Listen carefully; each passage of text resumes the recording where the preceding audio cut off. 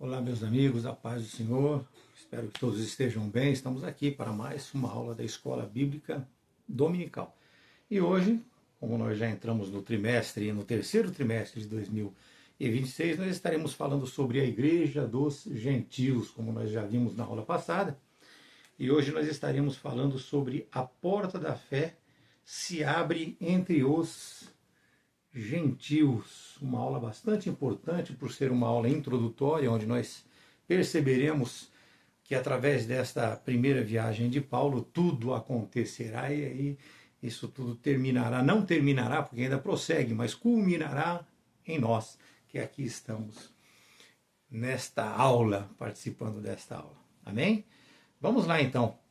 Eu passei para os membros do nosso canal o mapinha desta primeira viagem missionária dele e com isso vai facilitar o entendimento. Mas vocês que não têm, basta vocês entrarem na internet, puxarem esta primeira viagem, o mapinha, vocês vão entender todo esse trajeto que foi feito. Mas vamos lá, vamos iniciar essa aula para que ela não seja uma aula muito longa, não é verdade? Como nós já percebemos, meus amados, na aula anterior que nós já explicamos para os irmãos, né, a maneira como isso começou a ocorrer. A primeira viagem missionária do apóstolo Paulo está revelada em Atos, capítulo 13, capítulo 14, e ocorre imediatamente após eles terem sido separados pelo Espírito Santo, lá em Atos 13, versículo 2 e 3. Barnabé e Saulo, meus irmãos, orientados pelo Espírito Santo, eles partiram para a obra que foi chamada de a primeira viagem missionária para se anunciar a palavra de Deus. Esta viagem, meus irmãos, durou aproximadamente 2 anos e ocorreu entre o ano de 46 e 48 depois de Cristo. E mais ou menos ali 15 anos após a morte e ressurreição do nosso Senhor Jesus Cristo. Nesse período, meus amados, Saulo, Barnabé e João Marcos, que era sobrinho de Barnabé, eles viajaram da Antioquia da Pisídia, indo para a Seleucia, né? Seleucia, na verdade, era o porto ali de Antioquia da Cilícia. Então eles partiram da Antioquia da Cilícia através do porto de Seleucia, né, onde ficava, e de lá eles foram para a ilha chamada Chipre, que era a terra natal de Barnabé. Eles entraram ali através de Salamina também, que era uma cidade portuária, mas já em Chipre, e de lá eles partiram para Pafos, atravessando aquela ilha. Pafos, meus irmãos, vocês vão lembrar da nossa aula passada, é a aula de confronto com o mago Elimas, e é onde o procônsul creu, lá em Atos 13, 4 e 8, nós já estudamos isso na aula passada, mas precisamos mencionar aqui novamente. E ali eles partiram e prosseguiram dali para a Ásia Menor, pregando o evangelho em sinagogas e cidades como ali em Antioquia da Pisídia, depois eles vão para Listra, Icônio e Derbe, conforme vocês vão percebendo aí no mapa, e com o objetivo de pregar a todo aquele povo gentil. Este trajeto, meus irmãos, era uma rota de ligação direto para o Império Romano. Então eles fazem aquela curvatura, só que vão e voltam, mas daqui para cima ainda nós chegamos ali em Roma, e isso nós vamos alcançar ali no capítulo 28, nós veremos isso nas próximas aulas. Então hoje é a primeira aula, a primeira viagem missionária do apóstolo Paulo, Barnabé e João Marcos, como nós vimos, né? Na ida, meus irmãos, eles enfrentaram muitos problemas, né? Agora, por ser ali uma rota de ligação com o Império Romano, isso facilitou muito a viagem, porque o comércio era muito grande, então havia muita facilidade de deslocamento nesta região. Eles enfrentaram muitos problemas, como eu já falei para os irmãos, E nós veremos isso durante o transcorrer dessa nossa aula, né?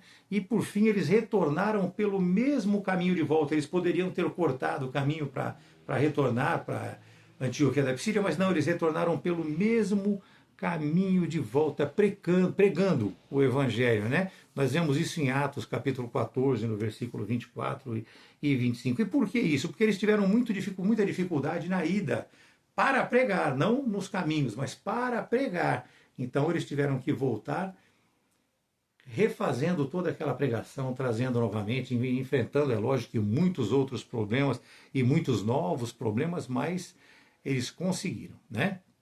Mas vamos lá. Eles chegando ali de volta, já quando eles já estavam voltando, eles chegando de volta ali em Antioquia da Síria, que na verdade se tornou ali a sua base, eles voltam de novo para Jerusalém, que será o quê? O motivo do nosso estudo na semana que vem. Ali na semana que vem nós estaremos falando sobre o Concílio de Jerusalém, que nós já estudamos no ano passado em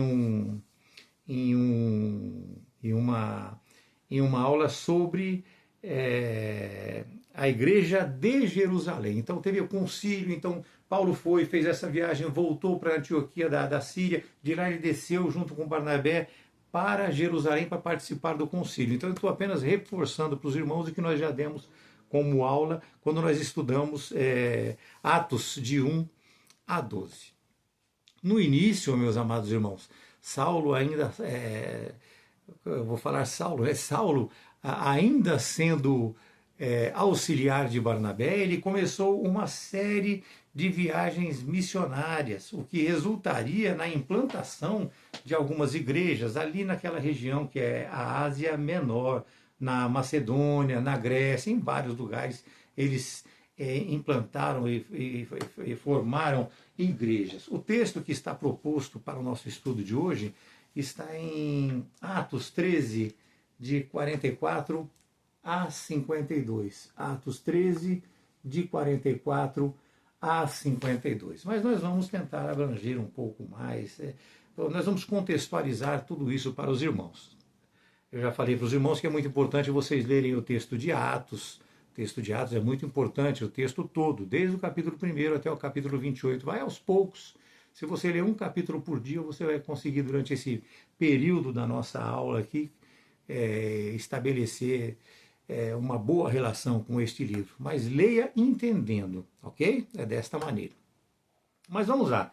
Dentro deste contexto, meus irmãos, nós vemos, e na verdade hoje nós somos também provas vivas de que o Evangelho de Jesus, ele é imparável. Por quê?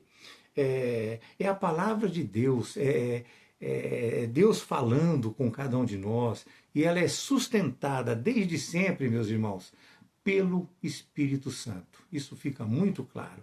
Nós veremos que quando Deus abre uma porta, que o assunto hoje é esse, né? A porta da fé se abre entre os gentios, né? Quando Deus abre uma porta, nenhuma oposição humana ou espiritual, meus irmãos, pode fechá-la. O que começou ali na Antioquia da Síria, agora alcança cidades, províncias, governantes, pessoas das mais diversas classes sociais. E o texto, ele já inicia afirmando que no sábado seguinte, teve todo um contexto que nós já mencionamos, não vou repetir, então já menciona que no sábado seguinte, quase toda a cidade se reuniu para ouvir a palavra de Deus. O evangelho já não está apenas dentro das sinagogas, ele começa a alcançar multidões de gentios, e aí ele cumpre, assim, aquela promessa que foi feita a Abraão, de que todas as famílias da terra, ele passa a cumprir, né? Toda aquela promessa que foi dada a Abraão, de que todas as famílias da terra seriam benditas. Isso foi posto lá em Gênesis, capítulo 12, no versículo 3, lá em Isaías também 49, versículo 6, nós estudamos isso no trimestre anterior, não é verdade? Com isso, meus irmãos, com isso tudo acontecendo ali, judeus incrédulos, eles reagiram com inveja e reagiram com oposição, eles não aceitaram. E Paulo e Barnabé reagem a todos eles respondendo, né? Era necessário que a vós se pregasse primeiro a palavra de Deus. Então era necessário que se pregasse primeiro aos judeus. Mas visto que os judeus rejeitaram, né? É que eu estou falando, mas a palavra diz assim, mas visto que rejeitais e vos julgais não dignos da vida eterna, eis que nos voltamos para os gentios. Então eles foram ali pregar primeiro para os judeus, que era o que deveria ser feito realmente. Como eles rejeitaram e não se acharam dignos da vida eterna através daquilo que estava sendo apresentado para eles, eles foram tirados de lado. Atos 13, 46. Vejam, meus irmãos, como o evangelho ele é proposto. Isso nós falamos sempre aqui para os irmãos. O evangelho ele é proposto, ele não é imposto. Ninguém está querendo enfiar o evangelho goela abaixo de ninguém. Sabe, meus irmãos? Ninguém quer que você aceite o evangelho, como eu vou dizer assim, sem que seja da sua vontade. Sem que seja da sua vontade, meus irmãos. Ok? Não é dessa maneira. Nós podemos sim usar o livre-arbítrio. Nós podemos não aceitar o evangelho. Tantas pessoas aqui de quem nós falamos, eles repudiam o evangelho, é dessa maneira. Então nós não somos robôs, como nós falamos sempre, né? Nós não somos autômatos, né? Nós somos autônomos, nós podemos escolher. E o texto ele é muito claro, foram alguns do povo que o rejeitaram, e eles próprios se julgaram indignos da vida eterna, como está escrito no texto. Não é Deus que cria obstáculo, meus amados irmãos. Somos nós mesmos e nós precisamos entender isso. E aqui, meus amados, nós precisamos entender que não é porque os judeus rejeitaram o evangelho que ele foi pregado para nós. Não é por isso.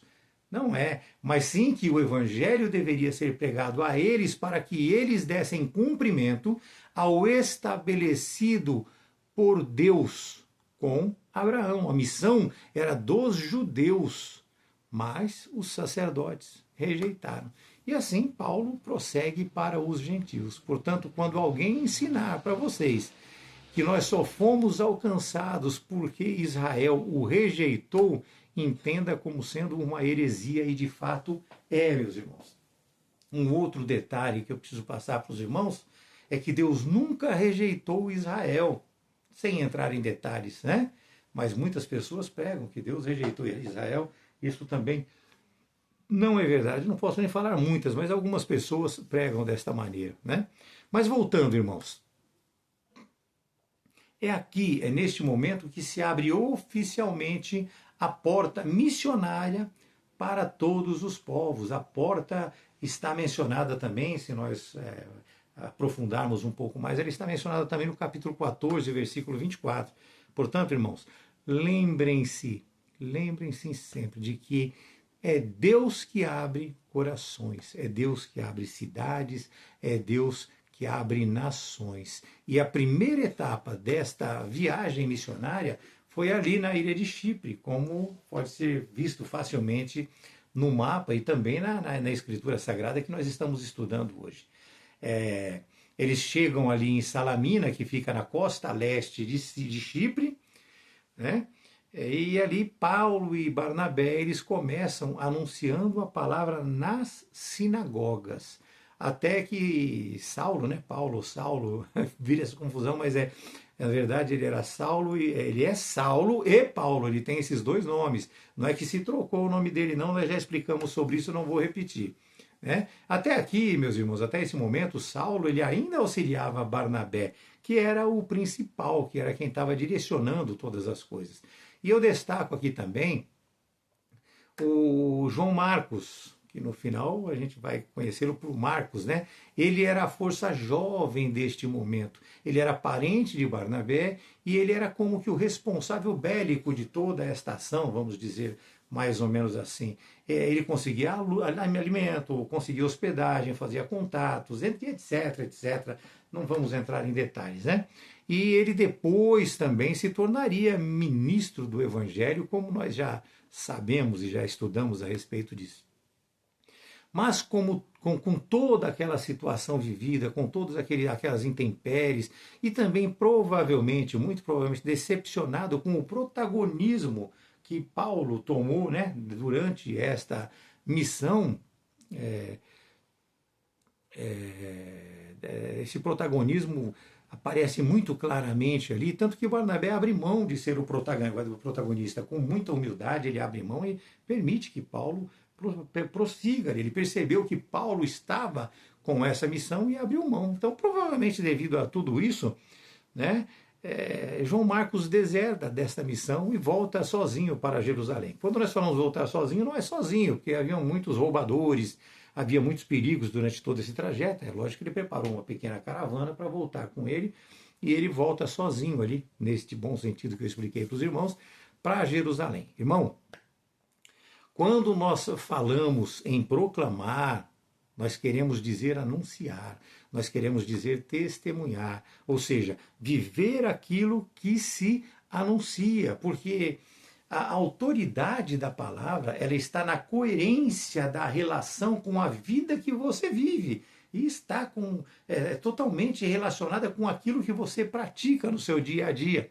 Isso está em Mateus 5, versículo 16, que diz o quê? Assim resplandeça a vossa luz diante dos homens. É aparecer para ser visto, ser notado e ver o que é bom dentro de nós. Porque o Evangelho, meus amados, ele é sim proclamado pelos nossos lábios, mas ele deve sim ser confirmado pelo nosso testemunho, pela nossa vida, pela nossa relação humana.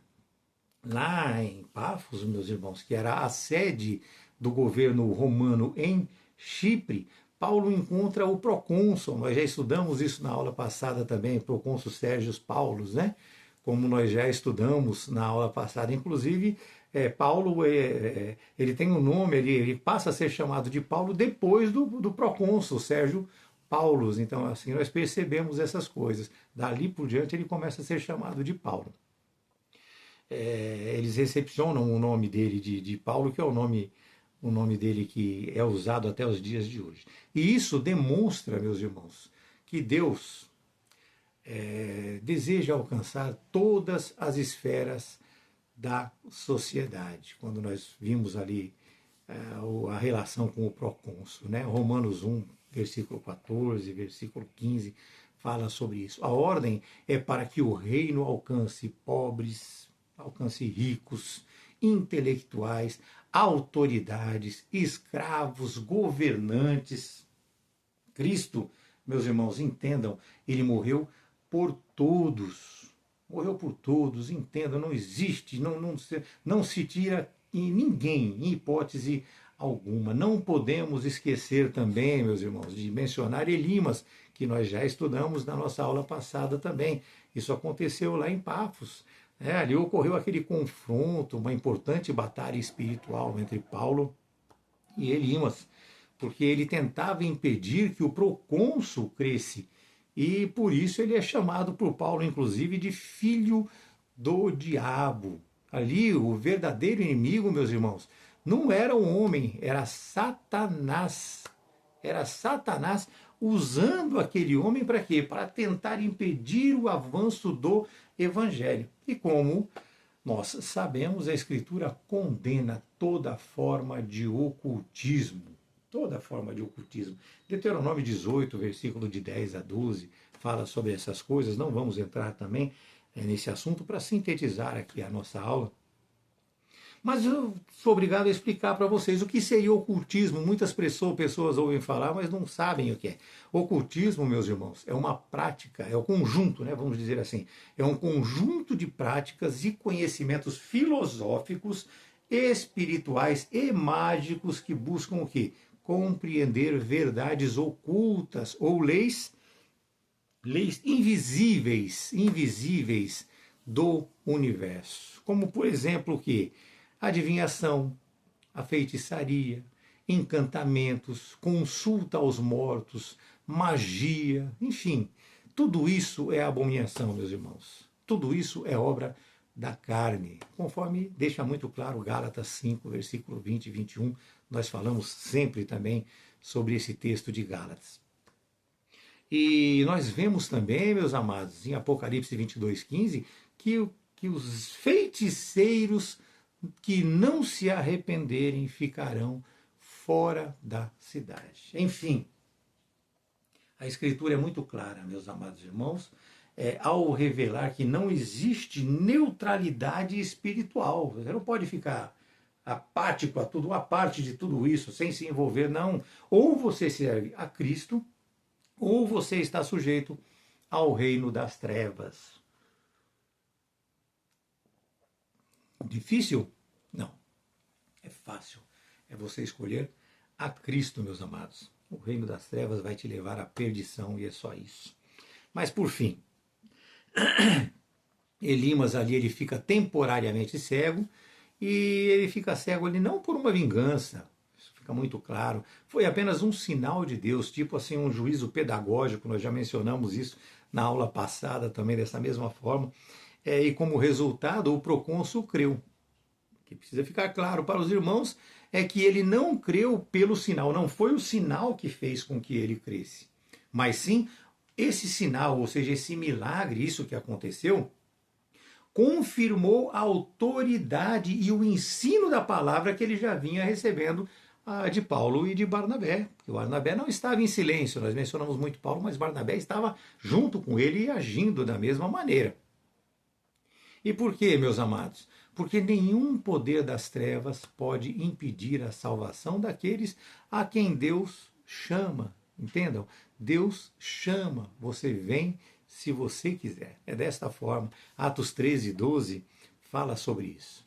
Irmãos, todos, meus irmãos, todos necessitam igualmente da graça, conforme Romanos capítulo 1, versículo 14 e 15. Ele não faz distinção de pessoas. Ele transforma integralmente o intelecto. Transforma integralmente o intelecto, meus irmãos, da pessoa. A obediência a Cristo, ela vai destruindo fortalezas intelectuais. Ela vai destruindo essas fortalezas intelectuais, essas fortalezas ideológicas. É dessa maneira. E ele faz isso como? Ele faz pela transformação espiritual, meus queridos. Conforme nós vemos em 2 Coríntios. Nós vemos em 2 Coríntios isso claramente, 2 Coríntios 15:17. É dessa maneira. Ele gera uma nova natureza no ser humano. Nós recebemos uma nova identidade. Porque a verdadeira fé, meus irmãos, ela produz obediência. Isso fica muito claro em Mateus 7:24, versículo 20. Mateus 7, do versículo 24 ao versículo 27. O discípulo, meus irmãos, ele passa a amar como Cristo amou. Nós vemos isso também em Lucas 11, versículo 27 e 28. Quem conhece a Cristo, meus amados irmãos, anda como ele andou. É desta forma. Nós vemos, portanto, meus amados, que a salvação, ela modifica pensamentos, ela modifica atitudes, modifica relacionamentos, prioridades, comportamentos. Inclusive, Saulo ele é chamado de Paulo por Lucas pela primeira vez ali, né? Pela primeira vez ali, como eu já tinha falado para os irmãos, mas eu preciso repetir. É desta forma. E não que ele tenha sido modificado, né? Porque o nome, ele passou a ser chamado de Paulo. Ele já se chamava Paulo, ele tinha um nome que era hebreu e um nome que era romano. Mas indo para Romanos 13:8, Paulo ensina que nós não devemos dever coisa alguma a ninguém, exceto o amor. E que o amor nós sempre devemos, isso deve ficar muito claro. Né? Por quê? Porque Jesus ele resume a lei lá em Mateus 22, de 37 a 39, quando ele diz o quê? Ele diz que nós devemos amar a Deus sobre todas as coisas e ao próximo como a nós mesmos. Isso simplifica tudo para nós, para a nossa vida, para o nosso entendimento. O Evangelho, meus irmãos, ele não muda apenas o destino eterno do homem, mas transforma a forma como este homem se relaciona com Deus e com as pessoas. Irmãos, eu queria apenas fazer um adendo para os irmãos aqui, que eu não falei na primeira aula. Se vocês puderem ler 2 Coríntios, a segunda carta aos Coríntios, vai ser muito bom, a sua completude também. Porque Paulo ali ele acrescenta muitas informações sobre as viagens que ele faz. Se for possível, leiam. É muito bom. Nós já temos que ler a Escritura, estamos participando dessas aulas, vamos ler coisas que estejam ligadas a essas aulas, não é verdade? Mas vamos lá, voltando. Nós vemos que a mensagem de Paulo ali em Antioquia da Pisídia, agora nós chegamos num lugar difícil, né? Essa mensagem dele é o primeiro sermão missionário registrado em detalhes no livro de Atos. Essa mensagem dele só é menor do que o de Estevão, que nós já estudamos também no terceiro trimestre de 2025. Eu acredito que seja isso, né? Preciso lembrar melhor, mas eu acho que é isso mesmo. Nós já estudamos sobre isso, quando nós estudamos o livro de Atos, né? Do capítulo 1 até o capítulo 12. Foi no terceiro trimestre, sim, eu tenho quase que certeza absoluta. Ali, meus amados, mas não é o maior, mas é o primeiro sermão missionário com detalhes, né? Com muitos detalhes ali no livro de Atos. Por isso nós falamos de apologia, de apologética. Paulo era um apologeta, ele era um defensor de Cristo. É um modelo de pregação expositiva, cristocêntrica, evangelística. Ali não é feito um discurso, meus irmãos, filosófico nem político. Ele expõe as Escrituras e ele demonstra que toda a história da redenção ela converge para Cristo, né? Pregando ali na sinagoga, o objetivo ali é mostrar que Cristo ele é o cumprimento das promessas de Deus desde Abraão e também que a salvação é oferecida pela graça a todos aqueles que creem. É desta maneira. Paulo começa dizendo que Deus sempre conduziu o seu povo e que toda a sua história apontava para o Messias, ou seja, Cristo. Ele diz também que o Evangelho, meus amados, que o Evangelho ilumina, porque mostra a soberania de Deus ao longo de toda a história. Não é uma religião, mas sim o cumprimento do plano eterno de Deus para nós. Da mesma forma que fez Jesus ali no caminho de Amaús com os irmãos, Paulo fala da eleição, do êxodo, da escolha por Israel como povo para apresentar Deus ao mundo. Olha, voltamos lá no início da nossa aula, né? Então ele foi escolhido como povo para apresentar Deus ao mundo. Fala da libertação do Egito, fala do deserto,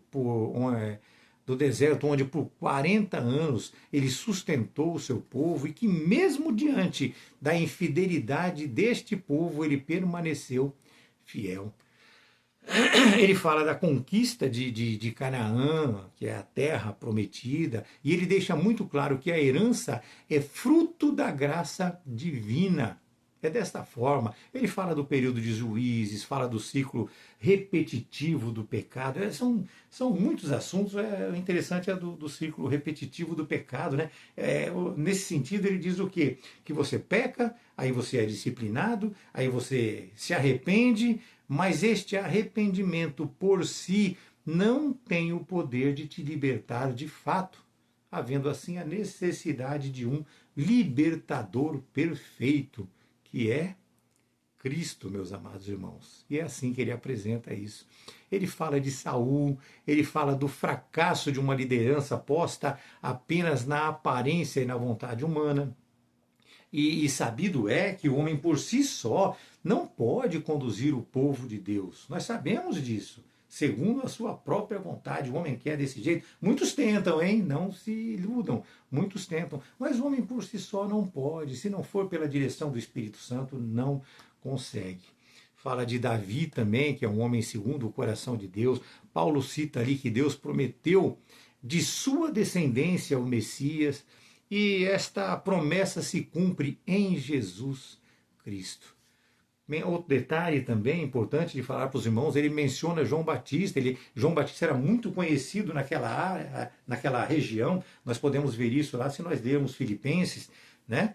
Ele fala que João Batista apenas preparou, João Batista apenas preparou o caminho. E assim nós vemos, meus irmãos, que toda verdadeira pregação ela deve convergir as pessoas para Cristo e nunca para o próprio pregador, como nós estamos vendo escancaradamente hoje em dia por aí. Valores absurdos sendo cobrados. Eles tentam justificar, dizendo que são pessoas que vão, é isso, aquilo, mas não, se transformou a pregação para algumas pessoas como meio de subsistência, como meio de ganhar a vida. Virou um trabalho e não é um trabalho. É uma dádiva de Deus pregar o Evangelho, não é um trabalho. É desta forma, né? E ali ele encerra o sermão com uma dura advertência, evocando Abacuque 1, versículo de 3 a 5. Uma advertência muito enfática.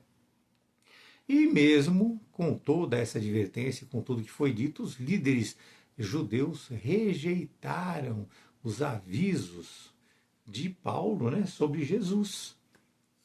Dessa maneira, na verdade, os avisos de Jesus que foram apresentados ali por Paulo, né? Eles rejeitaram também essa pregação dele, e por isso Israel experimentou, inclusive, para complementar aqui para os irmãos, só para trazer um adendo, né? Ele experimentou o juízo divino nos anos 70, quando milhares de judeus foram mortos, dos anos 70 depois de Cristo, quando milhares de judeus eles foram mortos por forças romanas do general Tito, enquanto outros tiveram que fugir. É desta maneira, né? Mas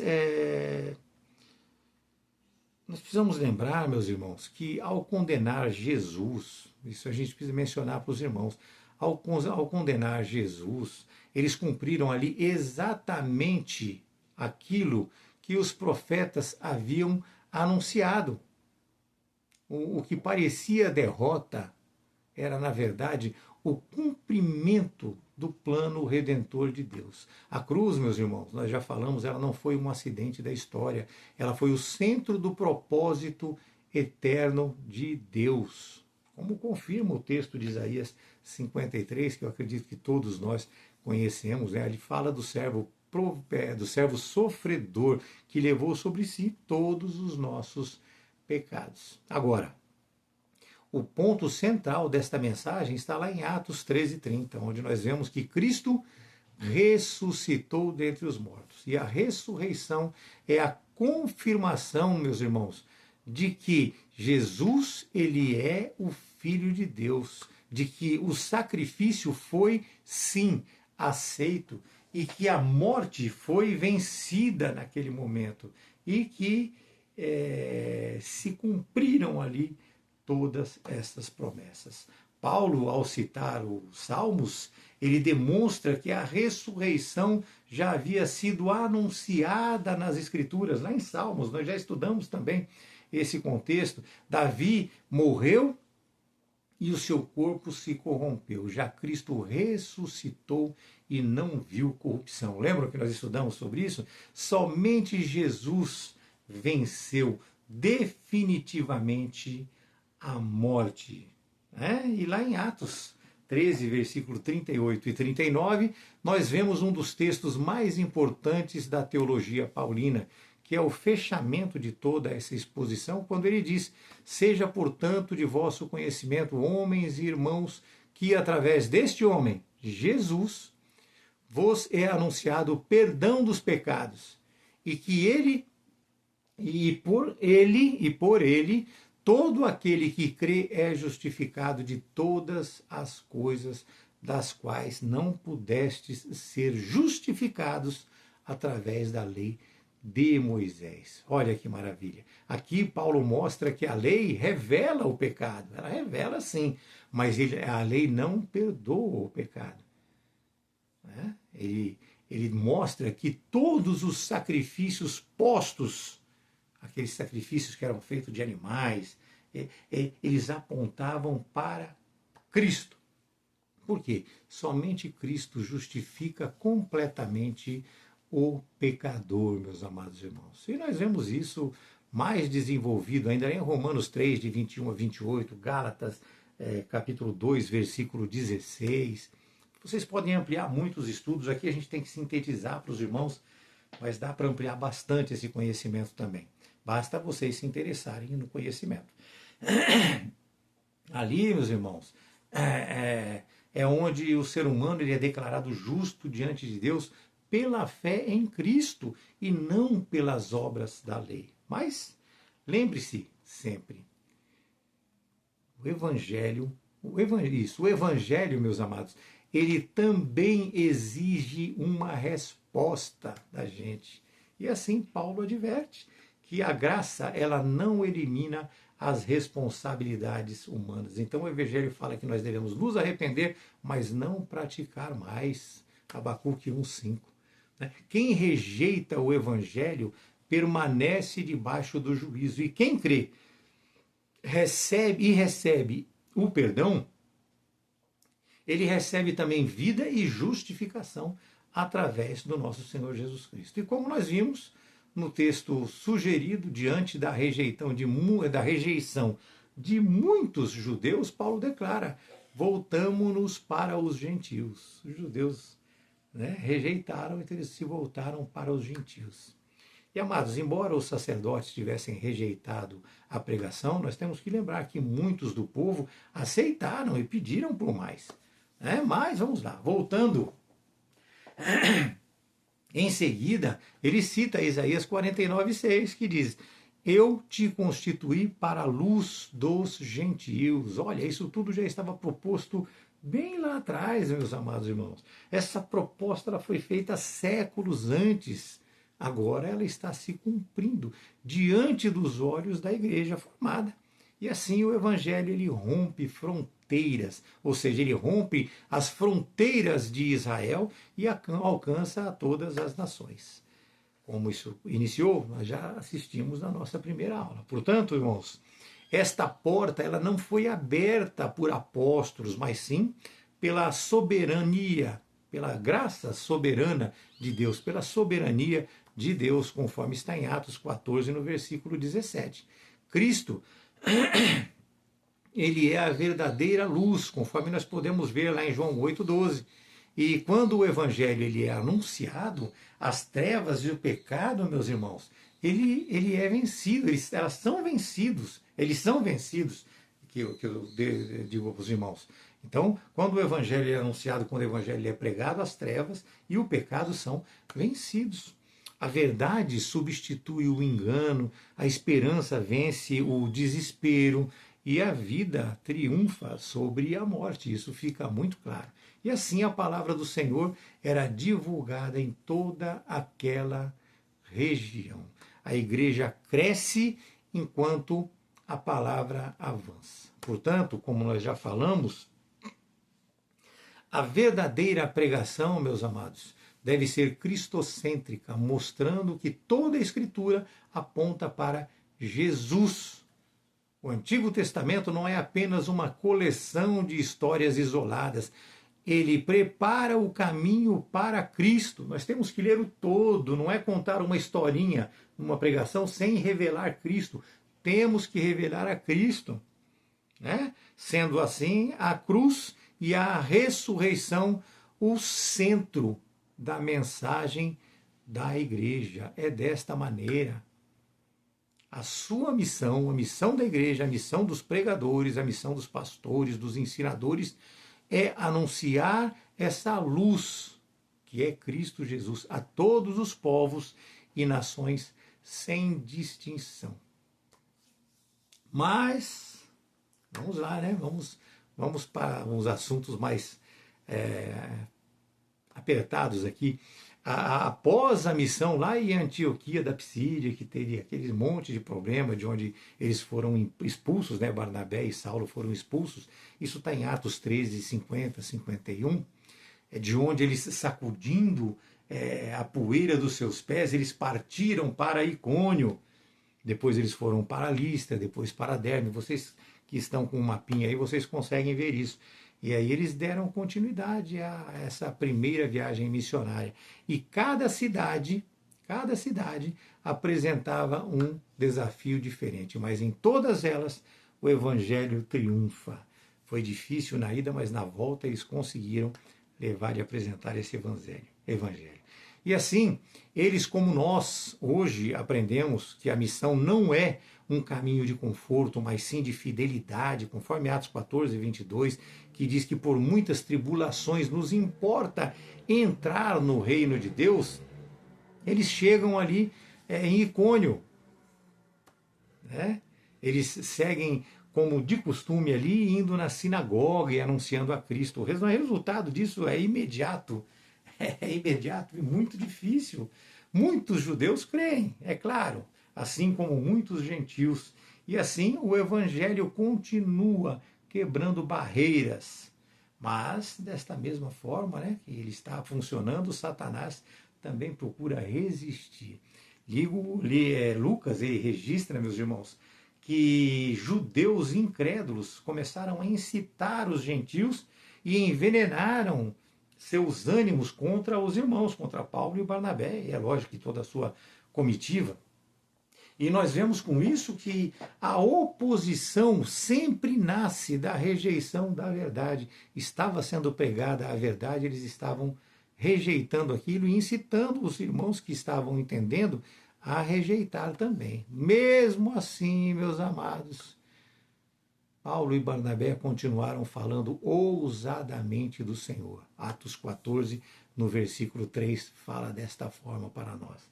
Irmãos, não é só suportar as dificuldades, mas permanecer firme, anunciando o Evangelho com coragem. É desta forma. Enquanto o Senhor as confirma, né? É Ele pregando, nós somos nós pregando o Evangelho e o Senhor confirmando, como aconteceu com eles. Ali concede-se que se faça sinais e prodígios. Então, do jeito que eles iam pregando, eles iam fazendo sinais e prodígios. E esses sinais e prodígios, eles autentificavam a pregação desses irmãos, né? E isso tudo acontece quando se tem Cristo como centro desta pregação. É desta forma. Nós estamos hoje não falando de Cristo? Não, nós estamos falando de Cristo.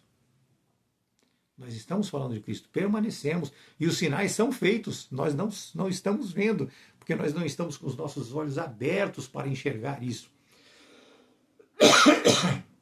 Mas os sinais estão aí, né? Bom, prosseguindo aqui, as igrejas da Galácia, elas incluem ali Icônio, Listra e Derbe. Mais tarde, essas mesmas igrejas, depois de postos ali pelo apóstolo Paulo, elas enfrentariam quem? Os judaizantes. Já estudamos isso também em aulas passadas lá, quando nós falamos das seitas e heresias, não é verdade? Então eles enfrentaram ali os judaizantes, que queriam que eles se tornassem prosélitos. Não vou repetir aqui para os irmãos, mas é isso, nós já vimos nos trimestres anteriores. Na epístola, meus irmãos, de Gálatas, Paulo combate energicamente a ideia de que os gentios precisavam guardar a lei de Moisés para serem salvos. É sobre isso que nós falamos nas seitas e heresias. Resumindo um pouquinho aqui para os irmãos, né? Ali ele afirma que a salvação ela vem pela graça, que a justificação ocorre somente pela fé e que ninguém é salvo por obra nenhuma. Gálatas 2,16. Listra é uma cidade predominantemente pagã, e Paulo encontra ali um homem coxo de nascença. Vocês lembram? Nós falamos sobre isso na aula passada também, e percebendo a sua fé, ele o cura, como nós já vimos. Mas vamos ao resultado disso aí. Hoje nós falaremos um pouco mais sobre isso. O povo ali, meus amados irmãos, ele interpreta essa cura conforme a sua própria mitologia, porque eles criam em muitas mitologias, né? Então eles interpretam essa cura de acordo com a sua mitologia. E assim eles chamam Barnabé de Zeus ou Júpiter, depende da tradução que você tem, e a Paulo eles chamam de Hermes ou Mercúrio, deuses mitológicos deles. E assim o sacerdote de Zeus ou Júpiter, ele propõe e começa a preparar aquele sacrifício para adorar. Adorar quem? Adorar a Paulo e a Barnabé, como sendo Júpiter e Mercúrio, ou Zeus e Hermes. É uma crença equivocada, totalmente equivocada, que acaba levando Paulo e Barnabé a rasgarem as suas vestes, dizendo que eles eram homens como qualquer outro, que eles tinham que se alimentar como qualquer um, que eles não eram ninguém, que aquilo estava sendo feito por Deus. Eles recusaram, meus irmãos, a glória para si mesmos e apontaram para o Deus vivo. O que nos ensina, meus irmãos, que o verdadeiro ministro ele deve direcionar a honra exclusivamente ao Senhor.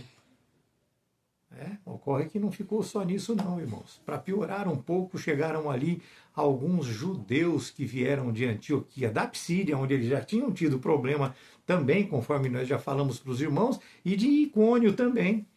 E a influência deles acabou piorando muito as coisas. Aqueles que antes queriam adorá-los, agora os apedrejam. E assim Paulo é arrastado para fora da cidade. Eles não poderiam deixar ele morrer na cidade. Ele é arrastado para fora da cidade porque ele foi apedrejado. Não apedrejaram a Barnabé, eu acredito porque ali o elemento ativo de todo aquilo foi Paulo, né?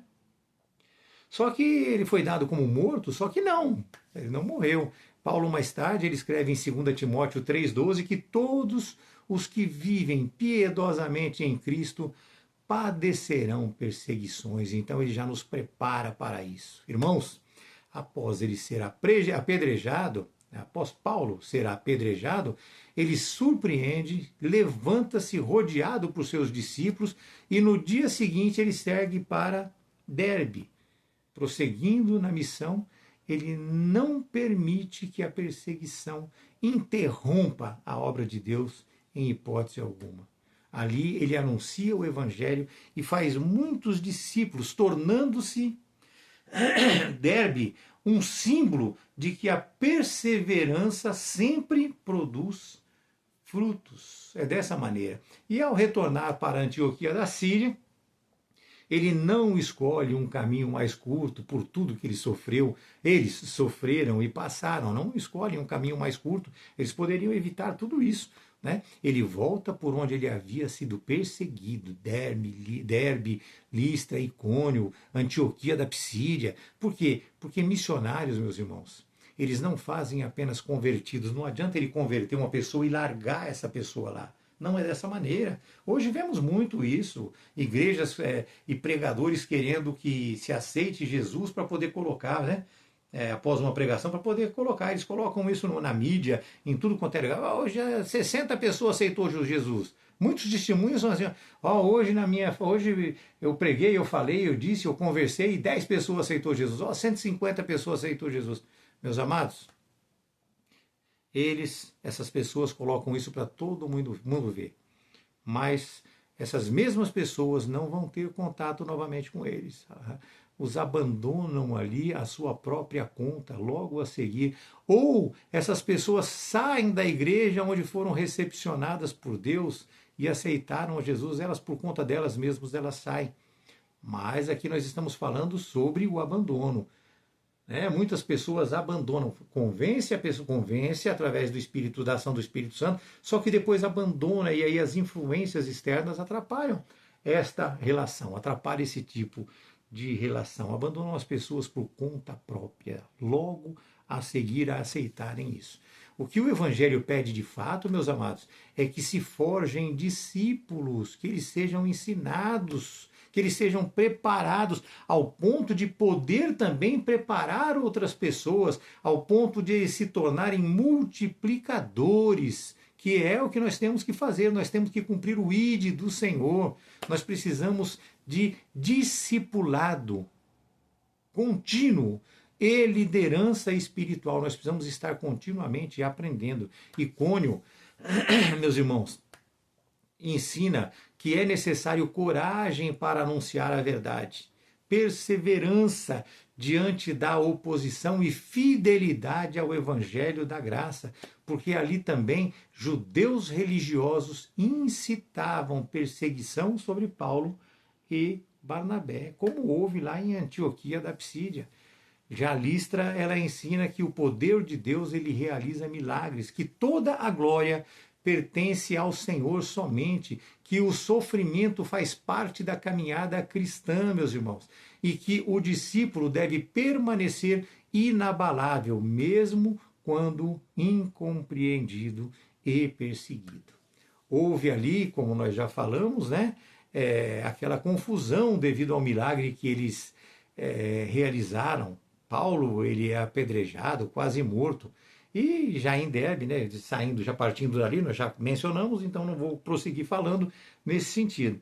Aí já em Derbe, quando nós chegamos em Derbe, ele ensina que Deus transforma lágrimas em colheitas, que quem persevera produz discípulos e que nada pode impedir o avanço do reino. E eles retornam passando por todos esses lugares, inclusive por Listra, que foi onde ele foi apedrejado e quase morto. E ali fizeram discípulos em toda essa região, e nós vamos aprender muito mais do que com isso, né, sobre isso, durante as nossas próximas aulas, durante as nossas próximas aulas que ainda teremos.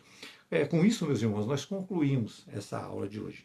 Nós vemos a necessidade da pregação do Evangelho, do ensino da palavra, e de que a igreja e precisamos entender que a igreja ela deve perseverar na graça de Cristo e manter a pureza do evangelho, não permitir dissimulações, não permitir manipulações. Nós devemos manter a pureza do evangelho a todo o custo. Para quê? Para que a obra de Deus alcance a todas as nações. Amém? Que Deus abençoe a cada um de vocês, que vocês tenham uma semana abençoada e até a próxima quinta-feira, se assim Deus nos permitir.